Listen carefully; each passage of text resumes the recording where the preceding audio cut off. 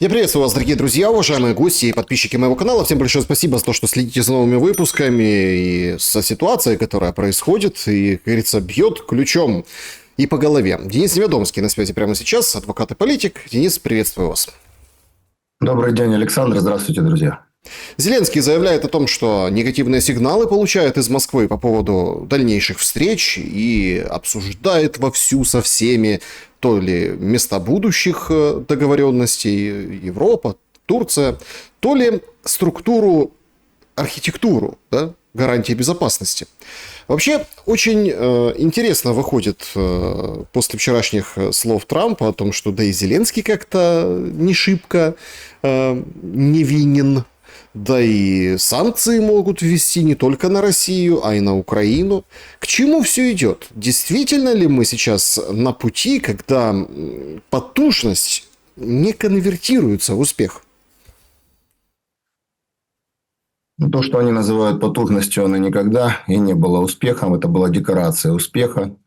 Скажем так, слово «паразит», которое использовалось к месту и не к месту, ко всем антидостижениям нашей власти, которые они пытались выдать за достижения. Трамп последователен в своих, скажем, действиях, гораздо больше, чем в словах, поэтому с самого начала его администрации следовало обратить внимание, что больше следить нужно за руками Трампа, чем за его языком.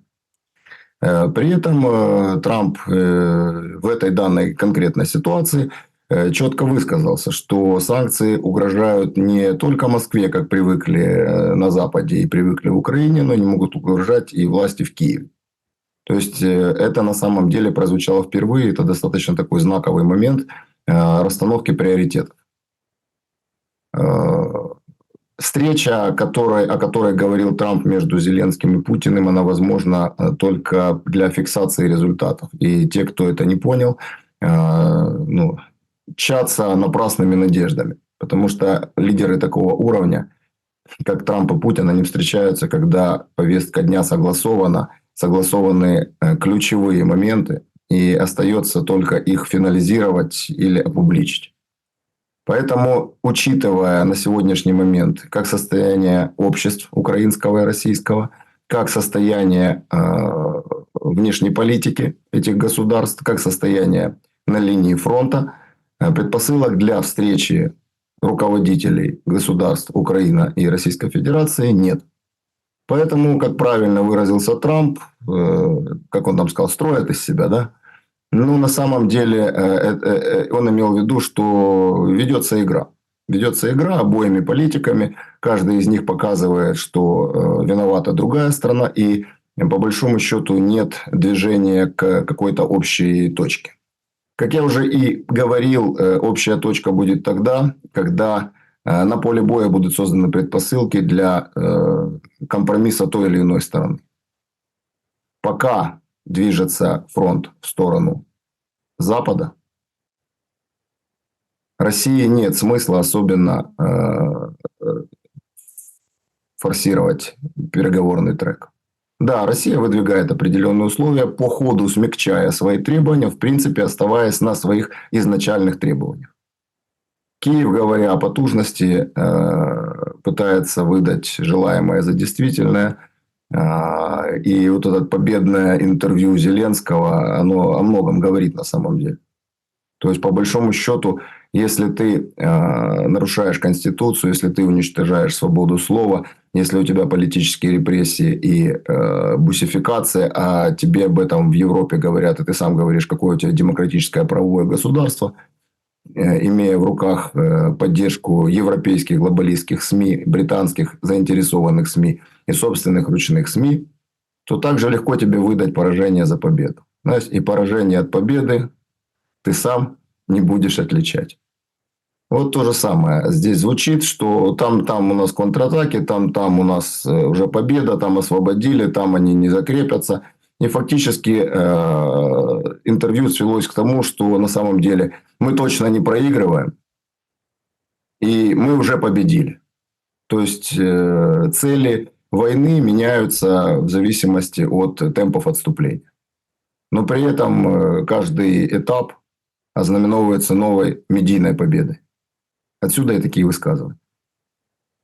Денис, но мы же должны понимать не просто там к чему все идет. Это понятно, что выдадут там поражение за победу и будут ликовать. Наш же Подоляк уже начинает готовить почву, это там пробный шар был, что, ребята, так справедливый мир уже наступил. Мы теперь уже никогда не будем с россиянами братскими народами. Мы, значит, самостоятельны, мы оторвались от них. У нас вот свобода такая вот анархическая, да, а там, мол, Мордор, концлагерь, и там вот, в общем, все под колпаком. И как-то вот сидишь, слушаешь Подоляка по поводу справедливого мира и понимаешь, это же насколько, ну, я не знаю для кого, для рыбок гуппи, для каких-то, не знаю, там, ну, бабочек-однодневок с памятью, там, да, 30 минут делается. Смотрите, выезд разрешают, да, до 22 лет, с 18 до 22 мужчинам. Ничего себе, это же хороший знак, это же хороший сигнал. Ну то, что он в Конституции прописан, а это просто период такой, когда, ну там, ввели эти ограничения, это уже все забыли. Такое ощущение складывается, что вот этот режим вот этих послаблений, да, он как раз-таки и нацелен на то, чтобы под этим дымом обсуждений и разного рода инициатив, там, депутаты, что там, сбежишь за границу в пункте пропуска, теперь не штраф, а уголовка, а если побежал в сторону Беларуси или России, то все, 3 года тюрьмы. И вот это все обсуждают, эти все выезды. Но по сути, это же, как такая бутафорская история, вообще не имеющая отношения к реальности. Но этим забито все. Этим вот все забито. Как вы относитесь к подобным решениям, телодвижениям? И действительно ли вот этот справедливый мир, война не закончилась, а он уже наступил? Чем отличается, скажем, тоталитарное государство, которое само назначает, что есть правда, что есть ложь. То есть оно определяет для собственных граждан, в какую сторону им думать. Вот назначим, что, допустим, победа – это, допустим, не горящий Кремль, как раньше был, а, допустим, сохраненный славянский Краматорск. Не, скажем так, цивилизационная победа, там, вступление Украины там, в ЕС, в НАТО, там, мощной гарантии безопасности. А, допустим, граждане перестанут бежать из страны, потому что введена уголовная ответственность. Этим и отличается, скажем так, правовое государство, демократическое от тоталитарного, к которому мы идем семимильными шагами. Мне больше понравилось выражение, даже не выражение, а вот контекст, в котором было подано. Вот Валик Гладких «Слово и дело». Там эту тему, кстати, ее разгоняли еще с 2014 года. Лучше мы будем маленькие, но сильные, там, единые и все остальное. Беда в том, что конфронтационный проект, который они строят, он всегда найдет себе внутреннего врага. Даже если это будет Украина в пределах Львовской области. Они не понимают одну простую вещь, что для того, чтобы создать какой-либо успешный проект, территорию счастья, да, действительно, размеры территории не столь важны. Они важны в экономическом плане, там, для того, чтобы у тебя был, скажем так, рынок, который имеет достаточное количество производства, достаточное количество потребления. Для этого нужны граждане, налогоплательщики и потребители. Ну и те, кто будет это благо создавать. Но если ты встроен в какую-то цивилизационную экономическую модель, то по большому счету это компенсируется за счет объема этой модели. Но сама конфронтационность украинского проекта презюмирует конфликт внутри и с соседями, и внутри. Поэтому останется одна западная Украина, будет конфликтовать Тернополь с Волынью, или, допустим, Ивано-Франковск с Житомиром. Если останется одна Львовская область, будут Коломыя там с Бродами, неважно. Дело в том, что цель единая должна быть объединение граждан. Объединение вне зависимости от религиозной, культурной составляющей. Начните с уважения. С уважения друг друга, мнения друг друга, убеждений, ценностей. Украина построена на сегодняшний момент как конфронтационный проект. И он конфронтационен как внутри, так и снаружи. Посмотрите, что у нас происходит сейчас с соседями. Мы вдрызг разругались с Венгрией. Мы находимся на пороге грандиозного внешнеполитического конфликта с Польшей, которая была одним из главных союзников Украины на начало полномасштабной войны. Сейчас у нас идет уже обмен нотами, и, скажем, это реально уже привело к депортации украинцев. И это на сегодняшний момент привело к вето президента на помощь украинцам. И в том числе оплату Старлинка, который крайне необходим военным. Я молчу о конфликтах и оскорблениях словацкого премьера Фицу. То есть с Румынией нас тоже ждал конфликт, если бы не подрегулировал ЕС выборы в Румынии. Иначе у нас был конфликт и с Румынией. То есть я уже не говорю за Беларусь, за Российскую Федерацию. То есть мы умудрились поссориться со всеми своими соседями. У нас практически нету соседей, которые нас поддерживают безоговорочно, которые готовы нас терпеть такими, какие мы есть. А причем речь идет не только о России и Беларуси, идет о странах ЕС. И вот Украина уже стала преткновением для нахождения консенсуса в самом ЕС. То есть Украина уже стала причиной конфликта внутри ЕС. И после этого вы говорите о том, что Украина готова вступить в Европейский Союз, ее готовы принять, для того, чтобы там засадить такой конфликт, после которого ЕС уже не поднимется не только экономически, но и юридически. Ну, вы же видите на этом всем фоне, как... Ну, это просто как из пулемета летят материалы. Там Guardian сегодня, колонка была авторская. До этого там много было публикаций. Даже всех перечислять язык устанет. О том, что, слушайте, ну Европа не готова отправлять войска. Да? А Трамп говорит, отправляйте. Люди против. Физически это как-то так вот сложно и невозможно. А Зеленскому, по идее, нужны эти войска. Россия, конечно же, это не приемлет, и уже об этом неоднократно говорила. Но Зеленскому зачем эта тема нужна? Чтобы опять продлевать вот эту историю. Но в продолжении вот этих ссор с соседями, ведь это же очень и очень интересный момент. Смотрите, то есть 3 года плюс украинцев принимают, ну там меняются, конечно, правила, но принимают в Европе. Там, помогают как-то. Да? Где-то больше, где-то меньше. Там, Германия Эльдорадо, которая скоро закончится. Причем для всех. Да? Мерц об этом сказал. Вот Польша с этим вето 800. Я там ошибся в каком-то эфире из предыдущих. Не евро, злотых. Это разная, конечно, сумма. Там 160 евро. То есть, в общем, не суть. Но как-то помогают. То есть 3 года помогали. Финансирование давали. Да, ключевые деньги давали, главные деньги давали американцы. Они говорят, мы не дадим.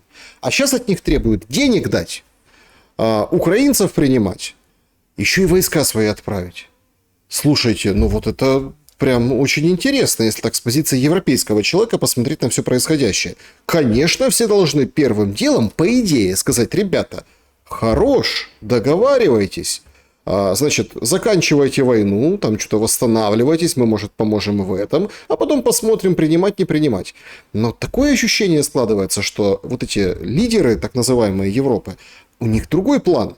Наоборот, втянуться активно в происходящее в Украине. Как вы смотрите на этот, такой неоднозначный процесс? Но обратите внимание, что Украина имеет конфликты с соседями, которые тоже являются членами Европейского Союза, а активными участниками, скажем так, военного трека являются страны, которые с Украиной не граничат, которым выгодно продолжение этой ситуации. Я хочу напомнить, что на сегодняшний момент ведущие страны ЕС, такие как Германия, Франция, возглавляют люди, которые прошли школу, скажем так, Ротшильдов, BlackRock, это Мерц. Макрон работал топ-менеджером в системе Ротшильдов. То есть, это те люди, которым продолжение войны выгодно. И я хочу обратить внимание, что им важна не Украина в войне, а война в Украине. Вот это главный момент, чтобы определить их настоящие намерения и легитимные цели. Они стремятся к тому, чтобы война продолжалась, чтобы ни одна из сторон, не имея решающего преимущества, несла огромные потери. Как экономические потери, так и людские потери. Для этого делается все. Именно поэтому одни страны ЕС, которые граничат, которых война на пороге, они стремятся к тому, чтобы война закончилась, и совершенно другую позицию занимают страны, имеющие первые страны в качестве буфера. Для них эта война, это уже война на их пороге. С легкой руки глобалистов эти страны и их лидеров назвали пророссийскими. На самом деле они не пророссийские. Это, скажем, клеймо, которое на них навесили для того, чтобы, не вдаваясь в их позицию, не вдаваясь в их повестку, просто определить их там в определенный лагерь. Но это чистая манипуляция. Орбан является провенгерским, Фица является прословацким. И каждое их действие свидетельствует о том, что у них задача не сделать ту же Россию богаче и сильнее. У них задача сделать безопасной собственную страну. Именно для этого они предпринимают все усилия. Они не предоставляют свои военные базы, свои вооруженные силы. Они не финансируют Российскую Федерацию. Они просто требуют уважения к их собственным национальным интересам. И тот конфликт, который позорно имеет с Венгрией по поводу недвусмысленного такого выражения, по поводу того, что или вы диверсифицируетесь, отходите от России, тогда вам не будут угрожать наши удары по газопроводу. Очень о многом говорит. То есть, это фактически угроза. Внешнеполитическая угроза. Угроза стране ЕС. Еврокомиссия на это закрывает глаза. То есть, если бы такая угроза прозвучала со стороны Российской Федерации, Еврокомиссия уже кричала бы во всех утюгах. Так а смысл, подождите, а смысл тогда в этом Европейском Союзе и туда нашему стремлению, если нас по большому счету это ничего не защитит? И НАТО нас по большому счету ни от чего не защитит. Это наоборот втянет другие страны в войну. И эти страны это прекрасно понимают. Когда говорятся о войсках на территории России, тут не совсем, извините, иностранных войск на территории Украины, здесь нужно понимать, что прежде всего должно быть согласие противоборствующих сторон. То, что там Трамп кивнул, типа размещайте, это, мол, не моя тема, это не следует воспринимать как руководство к действию. Что он, мол, будет прикрывать и все остальное. Ну, хотите размещать, размещайте. Хотите финансировать, финансируйте. Но без нас. А согласие второй противоборствующей стороны вы услышали? Россия категорически против нахождения войск, входящих в альянс на территории Украины. Да, в идеале для них было бы хорошо ввести войска далеко от линии соприкосновения и защищать собственные активы на территории Украины, которые давным-давно им проданы. Одна беда — Россия против. Тогда что из себя представляют эти гарантии безопасности? Кто их может дать? Кому? Зачем? Почему? И самое главное, опять-таки, все же четко видят, что это очередная манипуляция. Ну вот мы же переживали вот эти все итерации. Вот с приходом Трампа все это как бы, четко видят, что телега впереди лошади. По-другому не скажешь. То есть, сначала надо войну закончить, а потом гарантии принимать. А сейчас все сфокусированы на гарантиях. Точно так же было же сначала давайте прекращение огня. Но вот встретился Трамп с Путиным на Аляске. Все, никто о прекращении огня уже не говорит. А пели же как мантру несколько месяцев. Безусловное прекращение огня. Давайте прекратим огонь. А вот только потом уже будем там мирные договоренности нарабатывать. А как наработаем, тогда перейдем уже там к гарантиям, к остальным там репарациям и так далее. То есть, вроде как вот такая дорожная карта была. Сейчас выбивается этот пункт. Опять мы перескакиваем через один. Судя по всему, пройдет время и от этих гарантий безопасности, в принципе, откажемся, если следовать этой логике. Смотрите, у нас там уже штук 30 этих договоров о гарантии безопасности. Ни один из них не действует и действовать не будет. Там мы не знаем, какие там протоколы секретные, кто там чего кому пообещал, но по факту это все бумага. Настоящие гарантии безопасности могут быть только равные равному. Вот два государства, которые обладают одинаковым потенциалом, экономическим, военным, людским, вот так они могут друг другу дать гарантии, потому что у них паритет. А гарантии сильного слабому никогда не являются действенными. Потому что в любой момент изменится геополитический ландшафт, изменится ситуация, и сильный всегда найдет аргументы придумать, как ему от этих гарантий отказаться. Единственная гарантия для государства Украина – это смена проектности, это смена политического направления, это смена идеологемы, это построение государства для граждан, а не антигосударство по отношению к собственным гражданам и по отношению к определенной стране. Когда целью будет не разрушение соседа, а построение своего собственного дома, тогда это будут железные гарантии безопасности. Война – это плохо для всех. И для агрессора, и для жертвы, и для всех окружающих. Потому что это огромные ресурсы, которые на это тратятся. Выигрывают только производители оружия, но они находятся под контролем. Поэтому выгоды нету в войне никому. И просто так никто не нападает. Если вы строите проект, который рано или поздно приведет к поражению соседа, сосед будет создавать условия для того, чтобы этого не произошло. Поэтому Украине необходимо прежде всего изменить свою идеологему, изменить свое целеполагание, навести мир в обществе. Гражданский конфликт должен быть прекращен.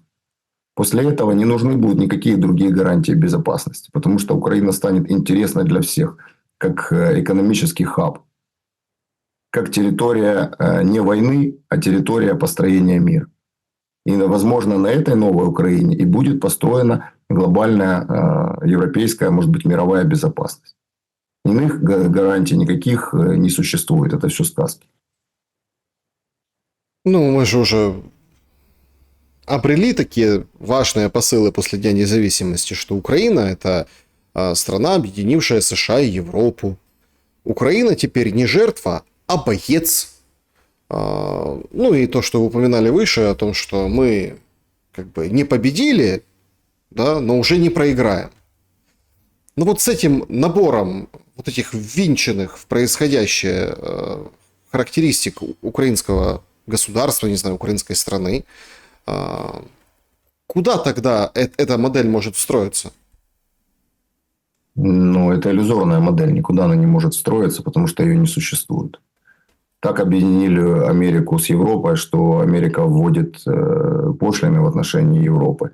На дух не переносит лидеров Европы. И, скажем так, выражения Трампа по отношению к Европе тоже являются конфронтационными, никак не партнерскими. Вот так вот Украина объединяет. Если ты не можешь в своем собственном доме объединить людей, если ты в своем собственном доме не можешь навести порядок, как ты можешь навести порядок в общеевропейском или в общемировом доме? Если ты сам по себе внутри конфликт, ты не можешь никого объединить. Ты можешь только рассорить и привести к войне. Поэтому, как бы, ну, скажем, явно популистическое заявление.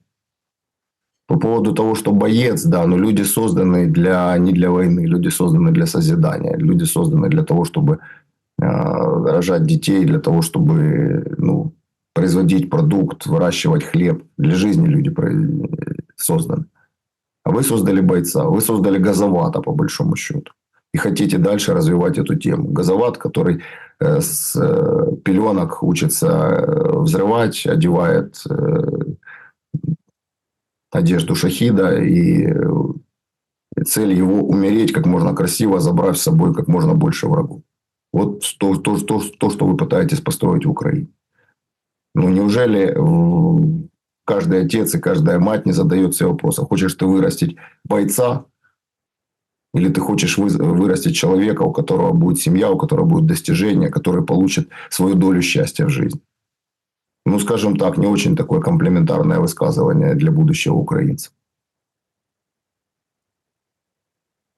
Что скажете по поводу медийных проявлений Залужного в последнее время? Представляете, озаботился вопросами образования, в подкасте там снялся новой украинской школы, да и вообще там в рейтингах фигурирует, в вопросах. Хотя, по большому-то счету, плоть от плоти, кровь от крови вот этой системы, и даже некоторые уже предполагают, что вполне себе такой какую-то, ну, такую ширму рокировки, ну, там, да, как бы как вот это был Вова и Димон, да, ну вот помните, да, когда там, а сейчас будет Вова и Валера. Я уже высказывался по этому поводу. Это не смена проектности. Украину может спасти как государство и как единую нацию полная смена проектности, уход от конфронтационности, создание здесь для начала внутреннего мира, нахождение внутринационального консенсуса. И только после этого можно будет говорить о внешнеполитическом векторе. Залужный, по большому счету, хотя бы честнее Зеленского. Не знаю, как там просчитывали его политтехнологи, но на самом деле то, что он говорит, и то, что сейчас транслируется в медиа, оно на самом деле людям, сидящим пока тихо на кухнях, оно не заходит. Люди, по большому счету, проголосовали бы за такого же нового Зеленского, который бы говорил те вещи, которые Зеленский говорил в 19-м. Вот. А Залужный говорит те вещи, которые говорил Порошенко, только еще в более жестком варианте. И, соответственно, ну, я не думаю, что люди готовы голосовать за человека, который в открытую пропагандирует продолжение войны, который готовит детей к военной службе со школы. Это не альтернатива. Это, как говорят, шило на мыло поменять, а по большому счету еще более ожесточить ситуацию, потому что Зеленский при всех делах его, он не военный человек, нормальный такой ухилянт. А Залужный – это человек, который прошел полностью военную карьеру, был боевым генералом, по ВЛК списался. Но это человек, у которого мозги настроены как у военного. И поэтому каждый человек, каждый лидер имеет свое собственное понимание государственной системы.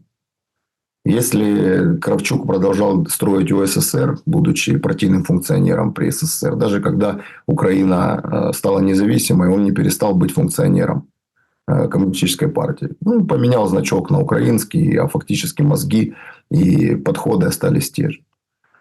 Кучма строил большой Южмаш на территории Украины. Красный директор, который жесткое подчинение. Есть топ-клан, который всем руководит. Ющенко вулок большой строил, где граждане пчелы, которые все должны были носить на Запад. Янукович строил из колонию УИН-109, чтобы там Тимошенко содержать. Порошенко Рошен строил, Зеленский устроил из страны большой 95-й квартал. С несмешными декорациями, клоунами и невозможностью выйти из зрительного зала. То же самое будет Залужный, он будет строить одну большую воинскую часть. Но люди готовы продолжать жить из авторитарного государства в большой воинской части. Пускай каждый себе задаст вопрос. Да, я понимаю, что хочется смены тренда, что лучше ужасный конец, чем ужас без конца. Но все равно надо задавать себе вопросы. С чем ты проснешься и с кем ты проснешься в качестве президента на следующий день. Какие изменения? А не будут ли эти изменения к худшему? Я не говорю о том, что сейчас хорошо. Но если что-то менять, то менять уже действительно на что-то лучшее. На то, что даст хоть какую-то надежду этому несчастному народу. Надежда пока не просматривается. И вполне вероятно, что и народ в этом виноват, Денис. Когда мы видим, ну, вот за последнее время там вот эти ужасающие убийства в ТЦК. Убийства. Причем понятно, да, там, с фотографиями там, избитого человека, у которого сердечная недостаточность. Или, например, там, человека с отсрочкой, который поехал там, в Киев, его спеленали, засунули в бусик, а он из него выпрыгнул, представляете, и умер. Ну, так бывает.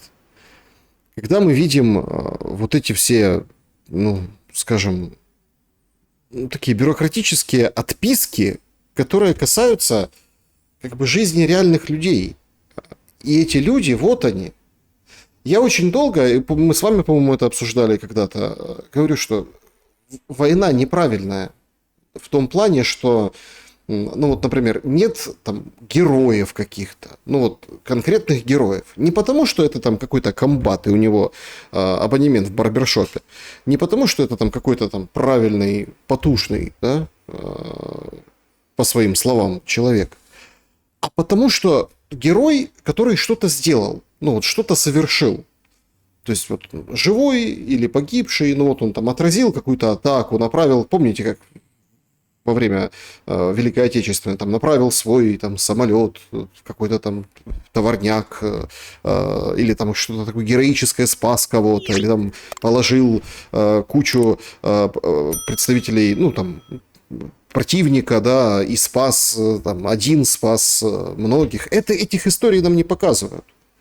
И на них как-то так вот и запроса нет. А тут же нам есть четкий, ну, как бы посыл. Смотрите, вот был человек с отсрочкой, его как бы убили, а сказали, что он с бусика выпрыгнул. Или, например, ой, у него сердце стало неожиданно, правда, весь в синяках, с морга тела публикуют родители, ну, там, жена и так далее. То есть народ, получается, не то, что там ничего не может сказать власти, а народу плевать.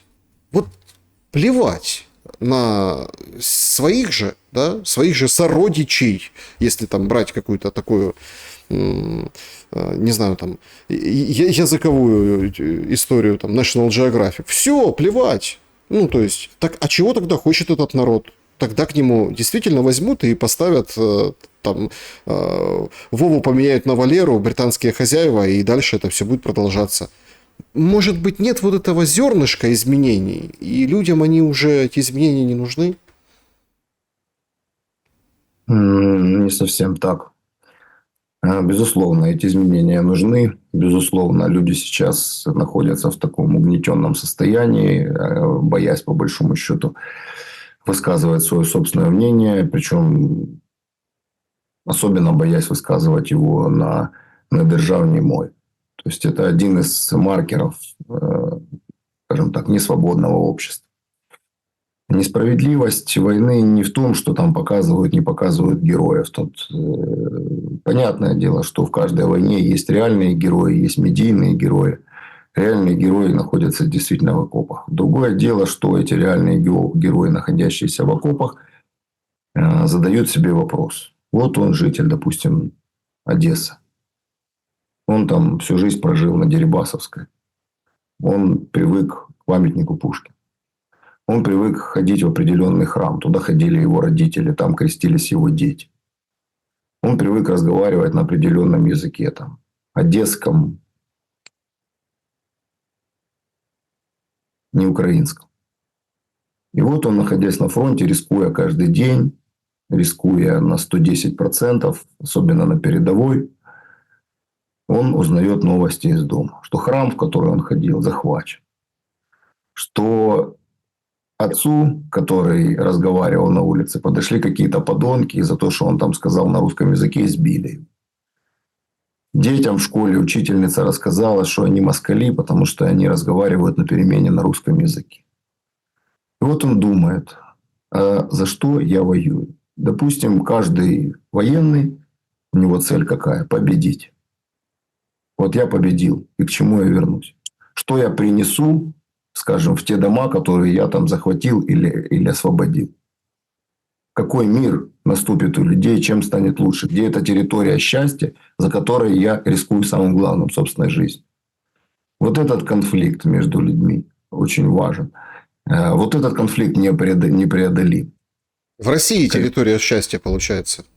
Нам же все говорят, чемодан, вокзал, Россия. Ну, вот, понимаете? То есть, говоришь ты там, собирай манатки и давай шуруй. Это старое уже выражение, еще до большой войны, ну, широкомасштабного вот этого вторжения. Это же было принято. Получается, что у этого человека, которого вы описали, да, у него не здесь эта территория. У него нигде, получается, нет этой территории. Вот это вот и трагедия украинского народа. Что он, находясь на собственной земле, находится не у себя дома.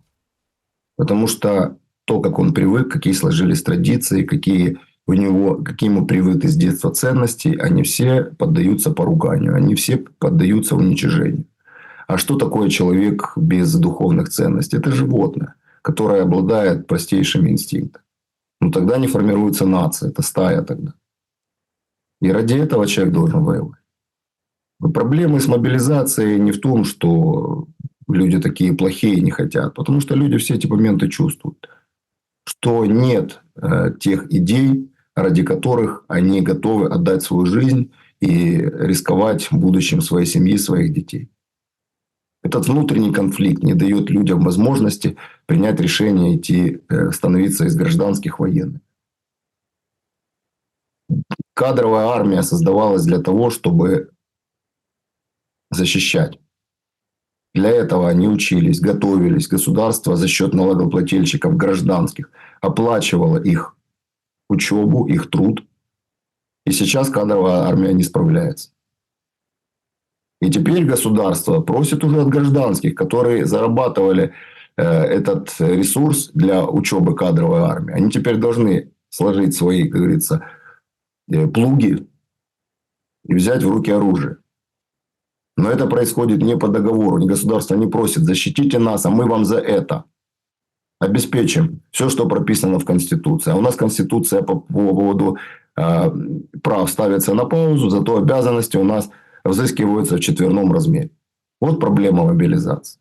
Другая проблема мобилизации – то, что люди, идя в армию, не видят, что власть воюет искренне. Они слышат коррупционные скандалы. Они слышат, что премьер-министр рассказывает, что ее брат находится в Лондоне. Военнообязанный, призывной, все как полагается. Не-не, ну подождите, он же до уехал. Вы не так Да не... какая разница? Не, Да ну какая разница? какая разница? Тут вот понимаете, в чем дело? Нет, надо же с пониманием отнестись. Понимаете? То есть вот так вот. И все такие: ну да, но он же до этого уехал. Или, например, вот эти все, скажем так, селебритис, там всякие звезды, актеры, не знаю, чиновники, все остальные. Ну это же, ну то тогда ладно. То есть, ну, и все это принимают. Все, ну, я же вопрос, что он-то звучит глобальный, вот такой, да, то есть все готовы это принять. Я всегда, ну и мы с вами, допустим, да, сколько там проводим бесед, сколько беседовали до большой войны, мы всегда, главная тема, вообще смысл вообще политических разговоров, там, ток-шоу, каких-то передач в том, чтобы народ, люди как-то повлияли на власть. А народ не хочет влиять на власть в самом главном вопросе, в вопросе выживания. Это приговор, Денис. Да, это исторический приговор, и на самом деле этому способствует ментальность. Мы рассказываем, какие мы вильные, а на самом деле народ, который не способен контролировать власть, не способен призвать власть к ответу и нести политическую ответственность, он недостоин суверенитета. Именно поэтому это сейчас и происходит.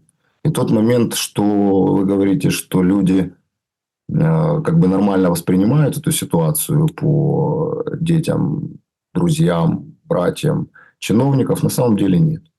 На самом деле все прекрасно понимают. Да, там понятно, что включаются там боты, медийные там ресурсы, но на самом деле люди все равно себе все это отмечают. Именно поэтому проблема с мобилизацией. То есть люди публично не возмущаются, потому что боятся, но на самом деле все понимают. Если бы люди не понимали, они бы ломились бы в военкомат, в ТЦК, для того, чтобы как бы в едином порыве дать отпор агрессору. А люди выслушали, да, они себе там махнули это, ну прекрасно про себя сделали выводы, что мы на войну добровольно не пойдем, потому что для власти это способ оставаться при власти и продолжать пилить бюджет за счет того, что мы пойдем на фронт и там погибнем. А то, что он там выехал до полномасштабного или после полномасштабного, не имеет совершенно никакого значения. Если вы представители высшего звена власти, у вас нет братьев, сестер, вы служители нации. Вы обязаны приносить себя в жертву. Если так не будет, народ это быстро все прочитает. И читает. Что в дальнейшем вы ждете от окончания войны? На что главное нужно обратить внимание? Потому что вот сейчас говорят, что ой, война закончится хуже еще будет, представляете? Ну, как бы оправдывая все то, что происходит сейчас. И некоторые действительно боятся окончания войны. Поразительный материал там был в Телеграф на днях о том, что, ой, смотрите, россияне вот точно так же, война там дала, ну там, условно, тем классам, которые там не имели ресурсов, в общем, не имели, да, а так вот какую-то путевку в жизнь. И начинают не просто романтизировать войну с ее смертями, ужасами, горечью, проблемами, а как бы наоборот, да, то есть говорить, что это как бы время возможностей, кто был никем, тот станет всем. Представляете? И причем по одну и по другую сторону. А вот что даст Украине окончание войны, как вам кажется? Знаете, сам контекст. В России выражение «лишь бы не было войны», а у нас боятся ее прекращения. Хотя время явно работает не на Украину. И мы теряем каждый день. Причем теряем не только территории, но теряем огромное количество человеческого ресурса. Причем не только в буквальном смысле погибшими, ранеными и уехавшими. Люди перестают верить в собственную страну. Перестают верить в сакральность нации. Люди закрываются и пытаются выжить самостоятельно. Каждый построит свой собственный мир. То есть нет единого целеполагания, нет веры. Вот это вот трагедия, которая будет нам аукаться не один десяток лет. До того момента, пока мы не сможем вновь собрать здесь государство единомышленников. Прекращение войны, правильно вы сказали, это не панацея. То есть, безусловно, это нужно. Люди банально должны перестать погибать. И разрушения должны прекратиться, и ненависть должна пойти на убыль. Но это только первый шаг. Потому что для того, чтобы что-то начать строить, нужно осознание. Осознание ошибочности пройденного пути. Осознание того, что это все произошло не просто так, не метеорит с космоса упал. Что к этому привели определенные причины, определенные грубейшие политические ошибки. Нация должна осознать, что без продвижения, продуцирования и приведения к власти собственной интеллектуальной элиты невозможно создать государство развития. Это всегда будет конфронтационный проект, который будут использовать те или иные интересанты в своих целях. И всегда Украина или то государство, которое будет на его месте, всегда будет разменной монетой. Она никогда не будет за столом. Она будет на столе или под столом. Денис, в этом году война закончится? Уитков говорит «да». С учетом того, что мировые войны вот как-то сложилось, так длились по 4 года, то чисто с этих соображений пора бы уже и закончиться, потому что слишком большой ущерб мы причиняем не только друг другу, мы причиняем ущерб и остальным странам. И свои задачи для тех, кто эту войну, скажем, продуцировал, они уже выполнили, и больших они не достигнут. На чем она закончится, каким образом, это вопрос уже отдельный. Ставить сроки очень сложно, потому что мы с вами в основном руководствуемся открытой информацией. Мы не знаем, о чем говорили Путин с Трампом.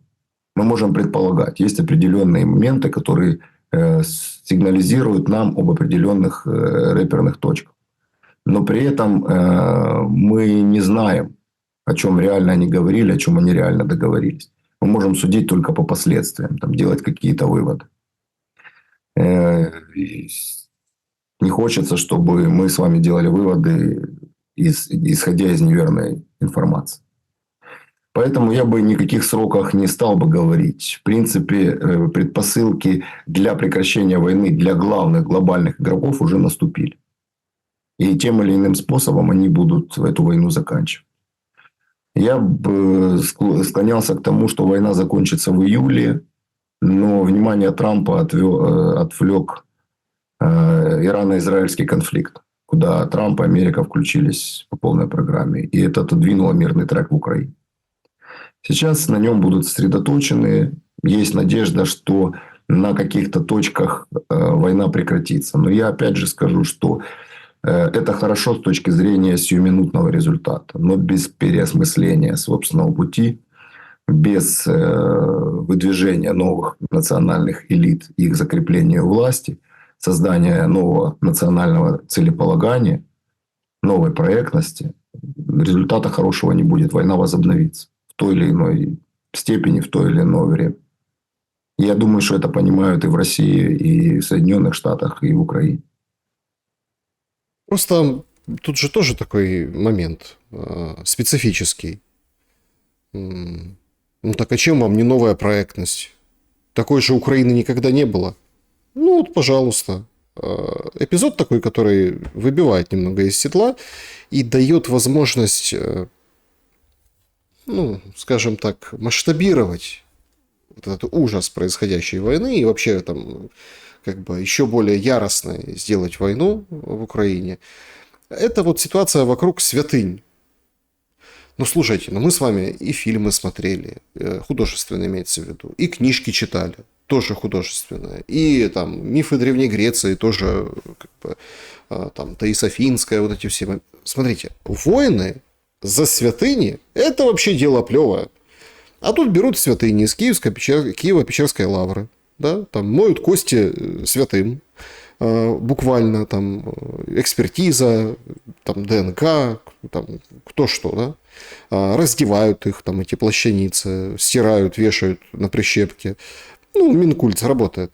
А тут внезапно появляется украинская греко-католическая церковь, говорит, вот, Львов, форпост, мощи святых из Киево-Печерской лавры, святыни православной, вот в храм греко-католикам. Потом это все там продержалось около часа, да, эта публикация, и быстренько-быстренько стерли, ну, понятно, чтобы, да, не провоцировать. Но это же абсолютно отрезвление происходит, какое-то, не знаю, как обухом по голове. Так вот, воевали, потужничали, а тут раз, православные святыни у католиков. И подается это все под тем же самым соусом, да, там, поражение – это победа, подается, говорит, вот, это духовное единение. Так а тут же тогда, ну, напрашивается эта историческая параллель, что по большому счету вполне себе вероятно и, ну, война еще более жестокая, кровавая, потому что она станет религиозной. Что вы думаете по этому поводу? Ну, это, скажем так, война не столько религиозная, сколько использование конфессии в своих нечистоплотных политических целях.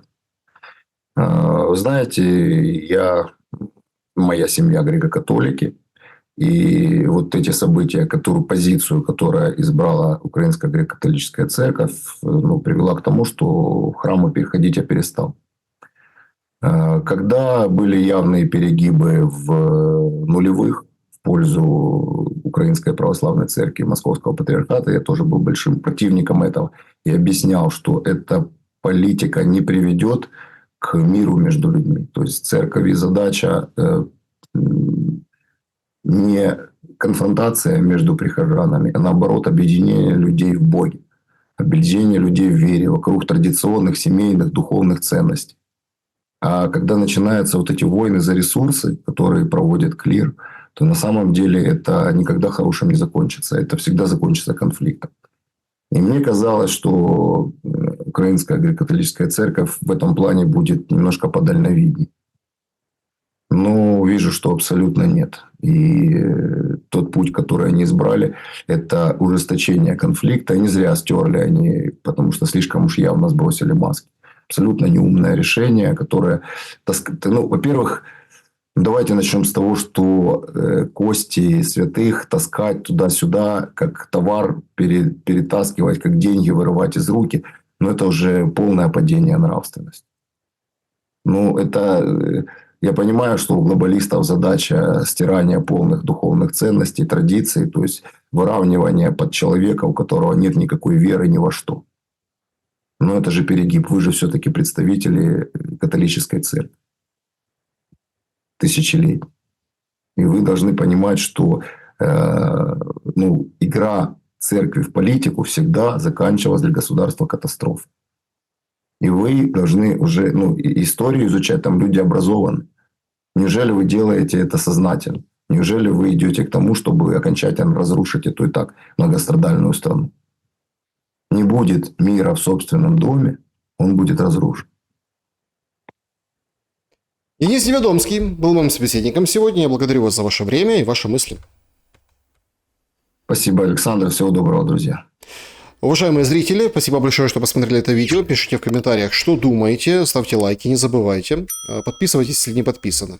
Берегите себя и друг друга. Добра и света.